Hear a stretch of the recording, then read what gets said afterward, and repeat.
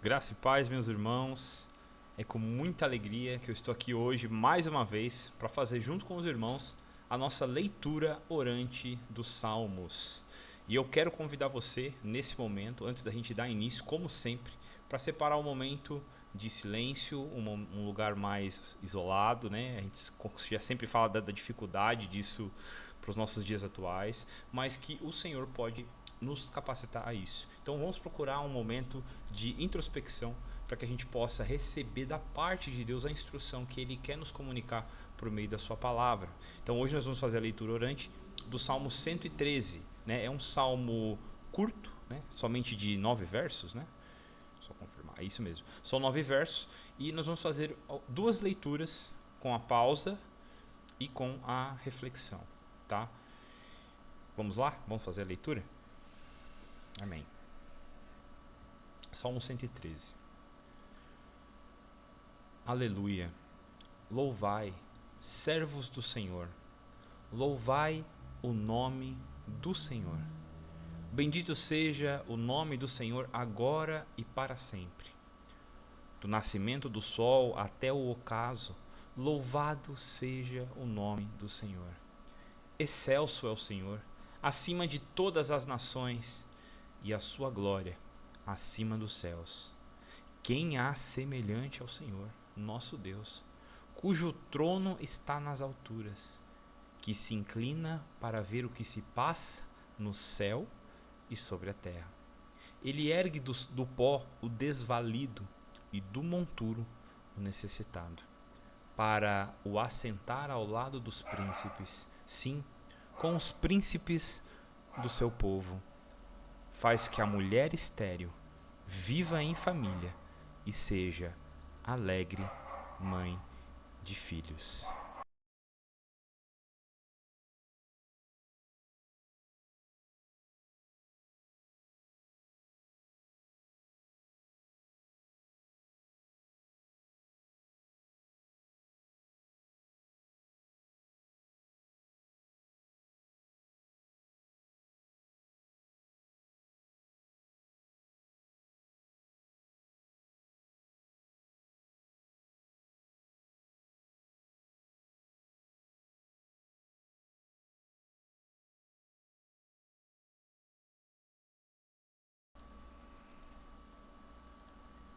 Aleluia.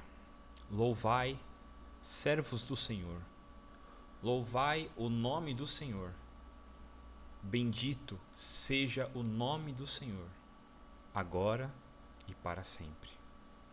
Do nascimento do sol até o ocaso, louvado seja o nome do Senhor. Excelso é o Senhor, acima de todas as nações, e a sua glória acima dos céus.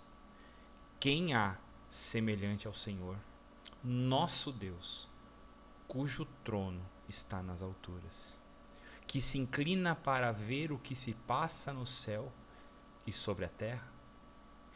Ele ergue do pó o desvalido e do monturo o necessitado, para o assentar ao lado dos príncipes, sim, com os príncipes do seu povo. Faz que a mulher estéril viva em família e seja alegre mãe de filhos. Aleluia.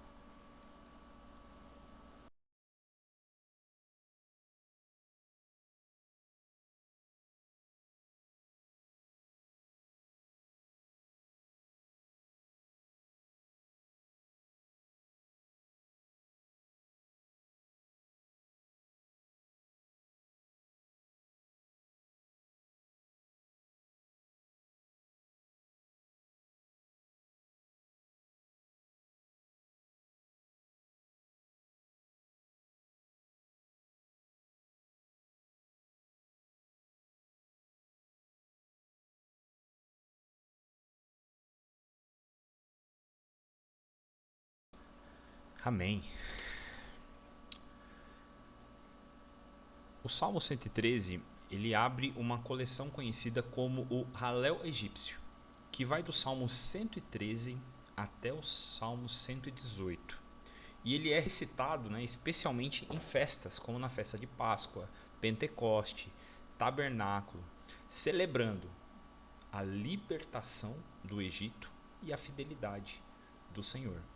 Como a gente viu, né, na sua estrutura, né, ele é um salmo de louvor. É um salmo que expressa gratidão, louvor a Deus, que exalta o nome de Deus. A gente vê essa repetição acontecendo ali nos, acho que 4, 5 primeiros versos, que ele fala constantemente sobre o nome do Senhor, né? Ele fala isso no verso 1, ele fala no verso 2, ele fala no verso 3, ele fala no verso 4, né? Só que ele não fala do nome, mas ele fala que excelso é o Senhor acima de todas as nações. Então a gente vê um salmo que fala do quão Deus é poderoso, majestoso, o quanto ele é grande e poderoso. Esse salmo exalta exatamente isso. Então ele destaca, e um ponto importante também é que ele destaca a transcendência quanto à imanência de Deus, que é um dos pontos que a gente vai falar mais para frente.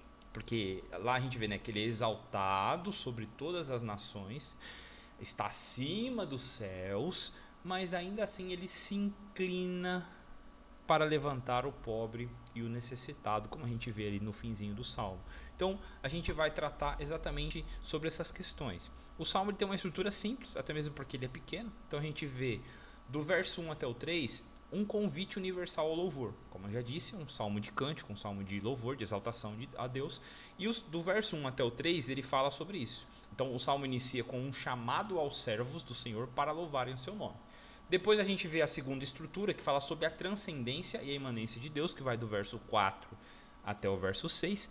E por último, o terceiro ponto que a gente vai tratar é a compaixão e a ação de Deus, que vai do verso 7 até o verso 9. Então são esses 3 pontos que nós vamos tratar aqui. Então o primeiro deles que fala sobre esse convite ao louvor. Como eu já disse, a gente vê que o Salmo ele tem um foco muito claro em exaltar, em fazer grande o nome de Deus. Como eu já disse, do verso 1 até o 3 ele fala sobre o nome de Deus. Então esse Salmo inicia com um chamado aos servos do Senhor para louvarem o seu nome.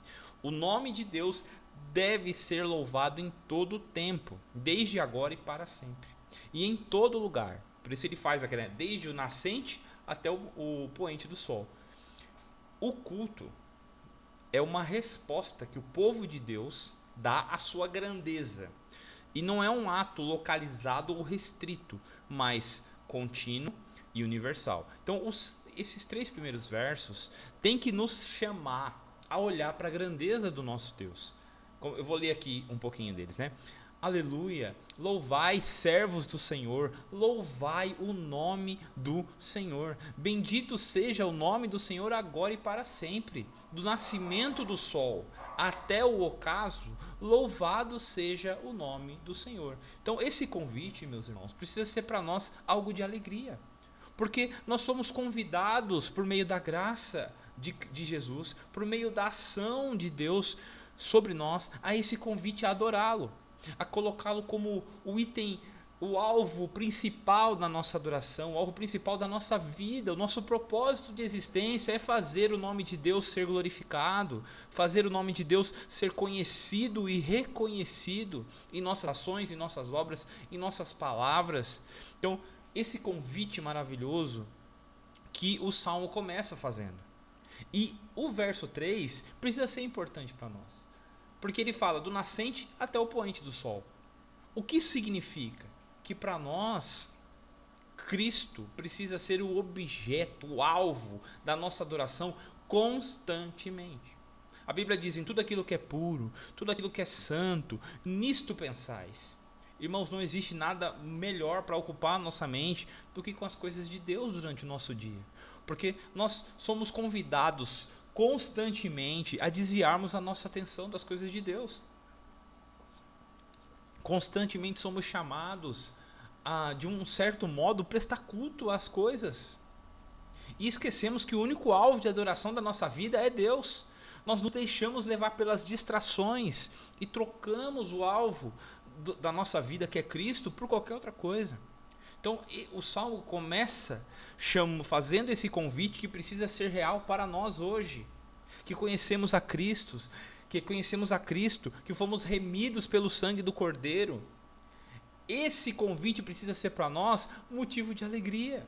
Por isso a importância de nós lermos os Salmos, de nós meditarmos neles, para nós lembrarmos que nós servimos um Deus digno de louvor e de glória, por causa de quem Ele é, por causa das obras que Ele fez, por causa da salvação que temos em Cristo Jesus. Nós temos infinitos motivos para louvá-lo.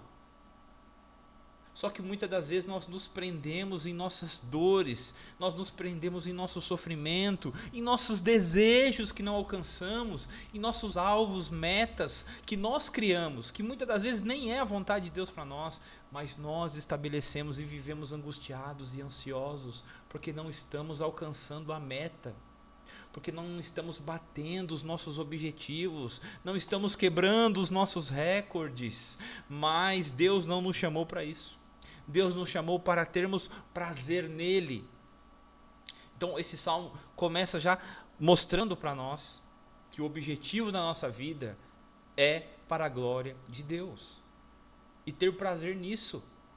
Não é sermos servos dele por obrigação, mas é porque isso produz em nós um prazer incomparável com qualquer outra coisa sobre a terra, com qualquer outra ação que nós possamos fazer. Esse convite precisa ser para nós prazeroso. Precisa ser prazeroso falar de Deus, precisa ser prazeroso ler as Escrituras. Não quer dizer que você vai ter vontade o tempo todo de ficar lendo a Bíblia, não é isso que eu estou falando, mas isso precisa trazer para nós uma satisfação, uma paz que excede o entendimento. Esse relacionamento contínuo com Deus precisa nos trazer uma alegria que não encontramos em nenhuma outra coisa. O nosso coração é idólatra, mas o Senhor nos capacita a adorá-lo por meio de Cristo do modo que lhe agrada. Então nós temos que buscar essa vida de comunhão com Ele.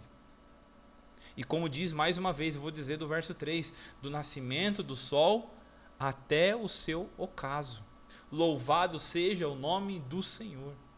Nós temos durante o nosso dia infinitos motivos para louvá-lo, mas muitas das vezes trocamos pelas murmurações, trocamos pela falta de confiança nele, trocamos esses momentos onde nós deveríamos exaltar o nome dele porque ele é bom, por reclamações, porque não temos aquilo que nós queremos.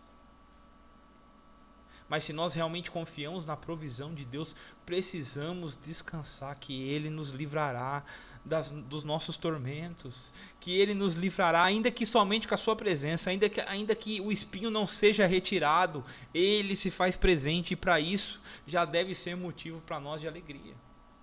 Se nos conduziu à oração, já deve ser um motivo de gratidão a Deus, porque quando nós nos dobramos diante de Deus, o nosso coração é acalentado, nosso coração é confortado. Então as dores servem para isso, para nos colocar em nossa condição, para fazer nós enxergarmos quem nós somos realmente. Nós somos pecadores, nós necessitamos da ajuda de Deus e precisamos louvá-lo, bendizê-lo constantemente em nossa vida, do momento que nós acordamos até o momento que nós vamos nos deitar. Esses dias eu estava vendo um pregador falando exatamente isso. Será que nós realmente amamos a Deus? Porque o que é a primeira coisa que você pensa quando você acorda? Qual é o primeiro lugar que você corre quando você acorda? É para os braços do Senhor? É para a oração? Ou é para o celular, para ver os status, para ver as curtidas que você recebeu, para ver se a coisa que você postou as pessoas estão vendo? Será que é para isso? Será que é para lá que nós estamos correndo? Será que nós não estamos chamando de Deus a nossa vaidade? Será que nós não estamos chamando de Deus a nossa autossatisfação, a nossa autopromoção? Estamos esquecendo que o nome que precisa ser promovido não é o nosso, mas é o de Cristo. Será que nós estamos achando que somos influencers? Será que nós estamos achando que agora a nossa vida vai servir de modelo para as pessoas e não o testemunho de Cristo? São perguntas, irmãos, que nós precisamos nos fazer. O que realmente tem motivado as nossas ações? Será que as nossas obras têm realmente sido feitas para o louvor de Cristo ou para que nós tenhamos visibilidade diante dos homens? Essa é a questão que nós precisamos refletir. Amém? O segundo ponto que esse salmo traz é um tema muito importante. Porque eu vou ler aqui o verso 4, como o salmo é curtinho, a gente pode ler, né? Diz assim, ó, no 4: Excelso é o Senhor acima de todas as nações e a sua glória acima dos céus. Esse pequeno verso aponta para a transcendência de Deus. E o que significa isso? Se você não sabe, eu vou tentar explicar para você de um jeito bem simples. Deus está além da sua criação. Deus é infinito, gigante. A gente não consegue conceber isso em palavras, mas Ele é maior que a sua criação. Ele transcende, Ele está acima, sua glória é infinita, Ele está acima de todas as nações, acima dos céus. Ele é transcendente, ou seja, Ele está além da sua criação. Mas ao mesmo tempo, Ele participa da sua criação. Ele participa da sua obra, sem que seja limitado por ela. Então, ao mesmo tempo que Deus é transcendente, Ele é imanente. Ele participa da sua obra, mas Ele transcende ela. Ele não está limitado por aquilo que Ele fez. Ele está além daquilo. Está além da sua criação. Mas Ele participa. Ele interage. Tanto é verdade, né, que é um mistério, né? Como que pode Deus, Cristo Jesus, encarnar? Como que pode? A gente não entende. A gente sabe, nós cremos que isso aconteceu, mas ninguém consegue explicar como que pode Deus, Cristo, sendo Deus, habitar num corpo limitado. A gente não consegue entender isso. Nós não conseguimos conceber isso, nós cremos pela fé, nós sabemos que isso é real. Mas explicar isso em todos os teus detalhes, em toda a sua profundidade do que isso significa, nós não temos acesso a esse conhecimento. Nós cremos nisso pela fé, porque Cristo colocou isso em nosso coração. Mas isso para nós não faz muito sentido para a nossa lógica. Nossa mente humana é limitada. Então, isso é um exemplo de que Deus é transcendente e ao mesmo tempo imanente. Ele não está limitado à sua criação, ele transcende ela. E o 5 reforça, né? Quem há semelhante ao Senhor nosso Deus, cujo trono está nas alturas. Mas lá no 6 ele diz que se inclina para ver o que se passa no céu e sobre a terra. Então, por que é importante a gente saber isso, né? Para a gente não limitar o nosso entendimento de Deus de acordo com aquilo que a gente acha. É importante a gente entender essa transcendência de Deus e sua imanência, para a gente não criar um Deus que está tão distante que eu não posso alcançá-lo. Ele é transcendente. Mas Deus se manifesta de modo pessoal. Tanto é assim que Ele enviou o seu Filho, que será chamado Emanuel, ou seja, Deus conosco. Então Ele nos conhece pessoalmente, individualmente, apesar de sua soberania, apesar de sua transcendência. Ele se relaciona com nós, que somos sua obra limitada, pequenos. Ele se relaciona conosco. Então Ele é transcendente e imanente. O Senhor está acima de todas as nações e a sua glória se eleva acima dos céus. Ele é incomparável, exaltado em majestade, e mesmo assim se inclina para olhar para o céu e para a terra.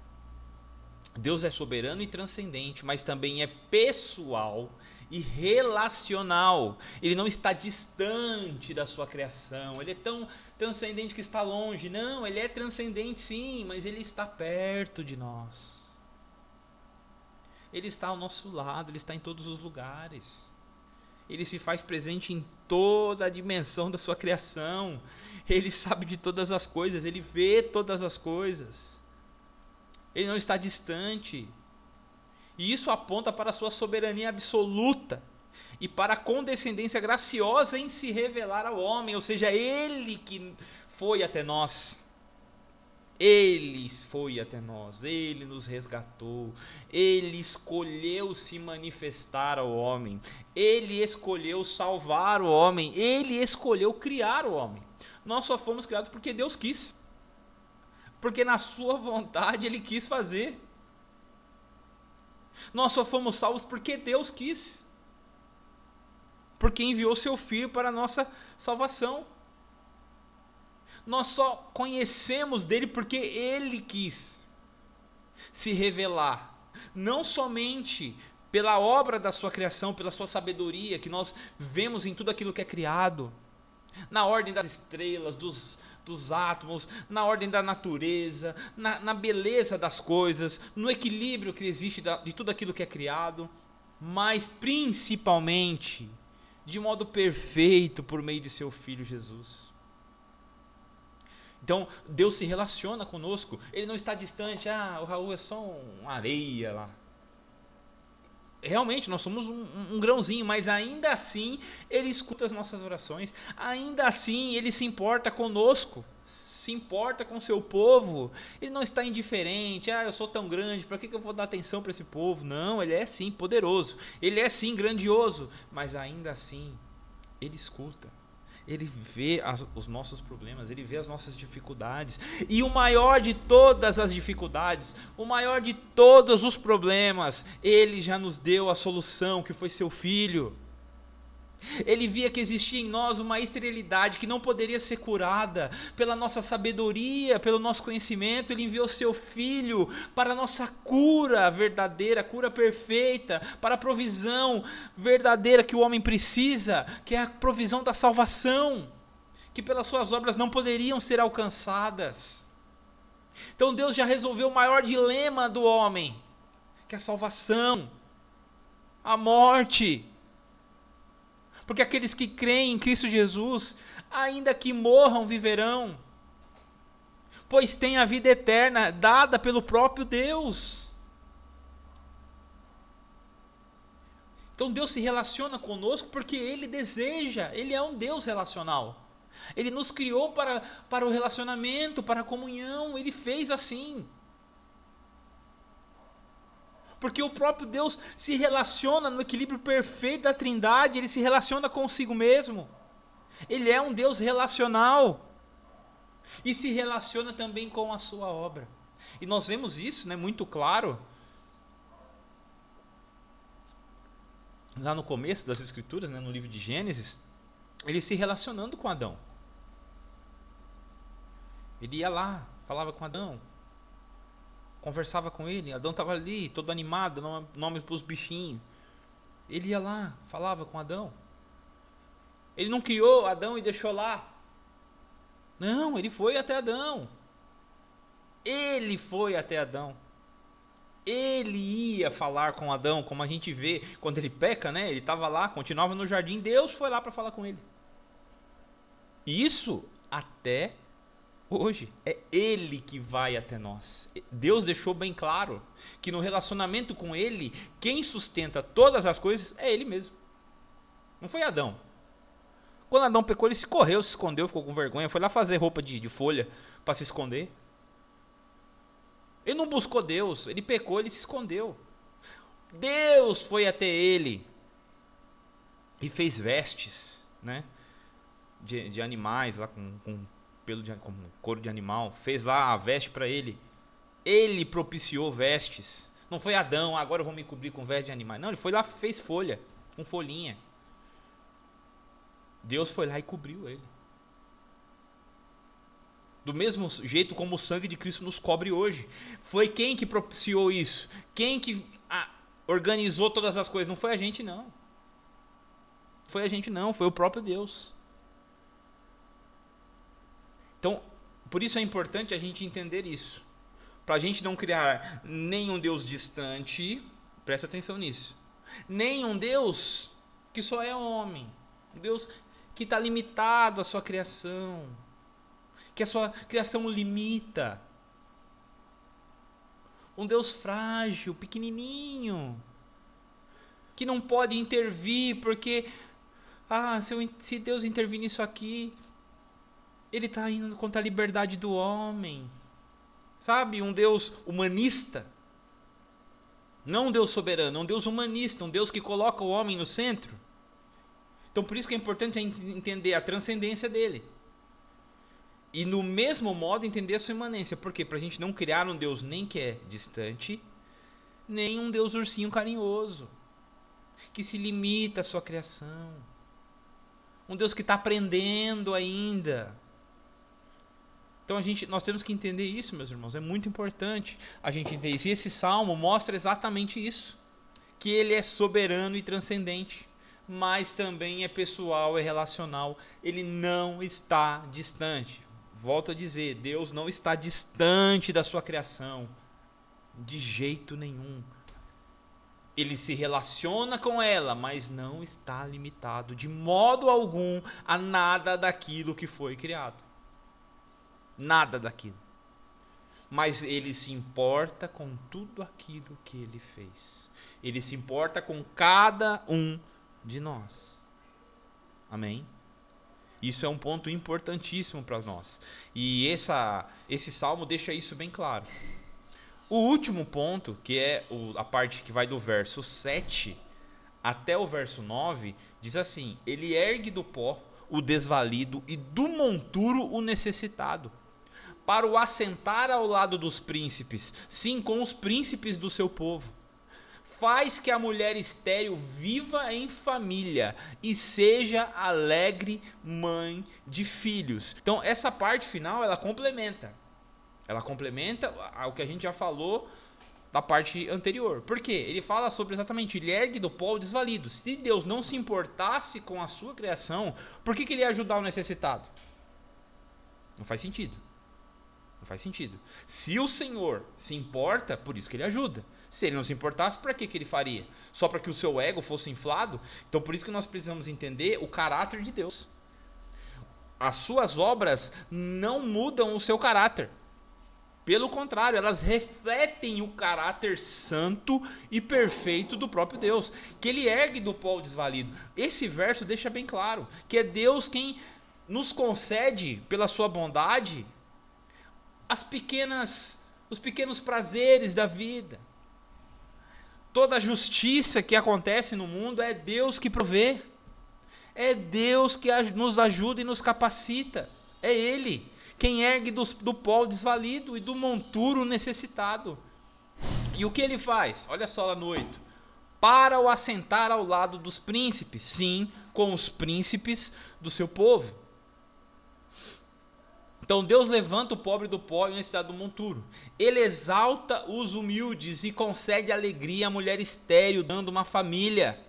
Aqui se revela o caráter de Deus, que se volta àqueles que estão em fragilidade, não por mérito humano, mas por causa de sua graça soberana.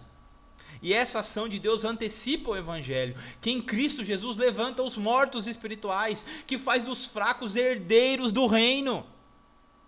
O principal alvo aqui que nós temos que entender é que nós somos esses fracos, nós somos aqueles que estavam no pó, e o Senhor nos fez assentar com Cristo Jesus. Ele curou a esterilidade do homem, ele curou os ventres estéreis, ele produziu vida onde não havia. Essa é a analogia que nós precisamos entender. Não somente um Deus que ajuda materialmente aqueles que precisam, não é o Deus da ação social, que só produz obras sociais, não que elas não sejam importantes, mas não são o centro do Evangelho. O centro do Evangelho é a mensagem que existe salvação para nós, que estávamos mortos em nossos delitos e pecados, que estávamos caídos no monturo. Ele nos resgatou desse reino de trevas e nos transportou para o reino do Filho do seu amor. Essa é a ideia principal. Quando Deus cura a mulher estéril, é uma mensagem para nós, porque o ventre estéril é aquele que não produz vida. Nós estávamos mortos, como o ventre da mulher estéril aqui citado, mas Ele nos concedeu vida verdadeira em Cristo Jesus. É Ele quem concede vida, é Ele quem nos dá alegria. Somente a obra de Cristo pode produzir para nós a alegria verdadeira, a alegria não baseada em mérito humano, mas por sua graça soberana.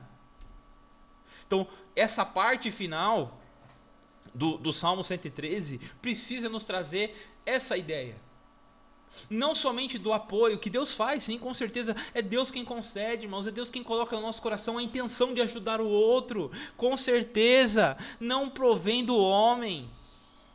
Mas o evangelho não se limita a essa obra de assistência, não se limita à obra de socorrer aqueles que estão passando por necessidades físicas e materiais. Ela não se limita, isso faz parte sim, mas não se limita somente a isso. A mensagem central do evangelho é homens e mulheres sendo resgatadas por uma mensagem de um Deus vivo, santo e verdadeiro, que morreu na cruz para a nossa verdadeira libertação, para a verdadeira vida que nós só temos nele. E esse é o objetivo principal. É para lá que os nossos olhos precisam estar sendo conduzidos, para a gente não cair em um ativismo espiritual, em uma religião baseada em méritos de obras humanas. Quantos pastores não caíram por negar a mensagem central do evangelho e achar que agora a única coisa necessária eram as ações sociais, um legalismo, um liberalismo puro, não entendendo o que é a mensagem central do evangelho. Não somos nós que salvamos ninguém por boas obras, não somos nós que produzimos qualquer tipo de coisa para salvar alguém, simplesmente dando alimento àqueles que passam fome. Não que isso seja errado, não, mas essa não é a mensagem central do evangelho. Nós temos que fazer isso sim, mas a pregação precisa ser: arrependam-se, creiam em Jesus Cristo para a salvação das vossas almas. Creiam em Jesus. Creiam em Jesus Cristo, plenamente revelado por meio da sua palavra e pela ação do Espírito Santo. Então, as boas obras, meus irmãos, não produzem salvação. Façamos sim elas, ajudemos aqueles que precisam, porque podem um dia ser nós precisando. Isso não está errado de jeito nenhum, eu deixo isso aqui bem claro, não é errado as obras sociais, de jeito nenhum. Mas ela não é o centro do evangelho. O centro do evangelho é Cristo, a mensagem de Cristo salvando pecadores, que não podem fazer nada por si mesmos. Essa é a mensagem central. O inocente morrendo por pecadores. Um Deus vivo, produzindo vida naqueles que estavam mortos. Um Deus que ergue do pó o desvalido, do monturo necessitado, para se assentar ao lado do príncipe dos príncipes, para se assentar ao lado do rei dos reis, para se assentar ao lado de Cristo. Herdeiros da salvação, herdeiros da promessa de Jesus. Essa é a mensagem. Então, que nós possamos olhar para Cristo do jeito correto, que nós possamos olhar para Ele como nosso Salvador bendito. E isso é a mensagem desse salmo. O nome dele precisa ser louvado, precisa ser exaltado.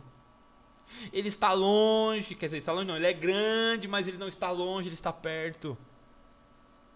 E ele se importa com a sua obra. Ele olha para nós com olhos de amor. Senão não teria dado seu filho por nós. Senão teria nos condenado, porque nós seríamos dignos disso. Pecadores como somos, maus como somos, mas Ele escolheu nos salvar, e por isso nós nos alegramos. O objetivo do Evangelho é produzir verdadeira alegria, que excede o entendimento, verdadeira paz, porque não se apoia em si mesmo. Aquele que entendeu o Evangelho não se apoia em si mesmo, se apoia nas obras de Cristo, se apoia em quem Cristo é, se apoia na mensagem dele. E tudo aquilo que faz e produz de bom é para o nome de Cristo ser louvado. Então esse é o objetivo que nós temos que ter claro em nosso coração. Então, quais são os pontos que a gente aprendeu aqui, né? Que o Senhor é exaltado sobre as nações, sobre toda a criação. O governo de Deus é universal, ele não está limitado nem por povos, nem por fronteiras. Deus é transcendente, mas também é imanente, e intervém na história e na vida do seu povo. Ele sustenta e eleva os humildes, demonstrando que a sua graça escolhe e usa os que o mundo despreza. O levantar do pobre e a alegria do estéril apontam para a obra redentora de Cristo, que fez de pobres pecadores filhos de Deus, como a gente já falou, e que nós precisamos louvar a Deus o tempo todo. Não é somente quando as coisas estão indo bem, não é somente quando nós estamos em momentos de alegria, é em todo o tempo nós precisamos louvá-lo, adorá-lo, exaltá-lo, porque Ele é digno de toda a honra e de toda a glória. Amém? Quero convidar você a orar junto comigo sobre tudo aquilo que a gente falou até agora. Amém? Senhor nosso Deus e nosso Pai, nós louvamos e bendizemos o Teu nome. Reconhecemos, Senhor Deus, a Tua soberania e grandiosidade. Reconhecemos, Pai, que sem Ti nada podemos fazer. Reconhecemos, Senhor Deus, que o Senhor é Deus santo, justo, fiel, verdadeiro. E nós depositamos, Senhor Deus, toda a nossa esperança nessa vida no Senhor. Porque nós não temos nada de bom em nós mesmos e somos dependentes de Ti, e que o Senhor é grande e poderoso. Nessa certeza nós nos firmamos, nós nos apoiamos, porque sabemos que sem Ti, Senhor Deus, nós não somos nada. Pai, em nome de Jesus, que nós possamos louvar e Te bendizer, porque o Senhor é grande, o Senhor é transcendente, o Senhor é maior que todas as coisas, mas ainda assim se importa conosco. Ainda assim o Senhor se importa com as nossas dores, com os nossos problemas, e resolveu o maior deles, que era o pecado, que era a condenação ao inferno. O Senhor mesmo proporcionou para nós salvação. Nós não olhamos somente para os nossos problemas temporais e terrenos, mas olhamos para esse problema eterno que somente o Senhor poderia ter resolvido, e nessa certeza nos alegramos, porque nós estávamos mortos em nossos delitos e pecados, nós estávamos caídos no pó, no monturo, mas o Senhor nos levantou. O Senhor nos alcançou e nos resgatou. Nós que estávamos ali, Senhor Deus, caídos, jogados, mortos, sem reação, mas o Senhor foi até nós, nos salvou, nos deu vida em Cristo Jesus, nos deu fé nele, na sua palavra, e nessa certeza, Senhor Deus, nós queremos produzir sim boas obras, nós queremos sim ajudar aqueles que precisam, Senhor Deus, mas sem corromper a mensagem central do Evangelho, sem trocar o eixo central que é Jesus, sem substituí-lo por qualquer outra obra ou ação, mas que o nome de Jesus seja exaltado, que o nome de Jesus seja intencionalmente manifesto em nossos lábios, que possamos declarar, Senhor Deus, verdadeiramente o nome de Cristo como verdade salvadora para todo aquele que crê, para todos aqueles que foram chamados e escolhidos, Senhor Deus, pela Tua vontade. Que nós possamos, Senhor Deus, descansar nas verdades reveladas pela Tua palavra, Pai. É o que eu oro, Senhor Deus, e Te agradeço, em nome de Jesus. Amém. Amém, queridos. Quero agradecer mais uma vez pela presença de todos, você que ficou até aqui, ficou até o fim, que o Senhor possa continuar falando ao seu coração, que o Senhor possa acrescentar, né, aquilo que por algum motivo eu não falei, que não veio ao meu entendimento, mas que o Senhor possa produzir dentro do seu coração aquilo que é da vontade dEle e não da minha. Amém? Eu agradeço mais uma vez. Se você gostou, curte, compartilha esse vídeo, tá? E que Deus te abençoe e até uma próxima. Uma ótima noite para vocês. Fiquem com Deus.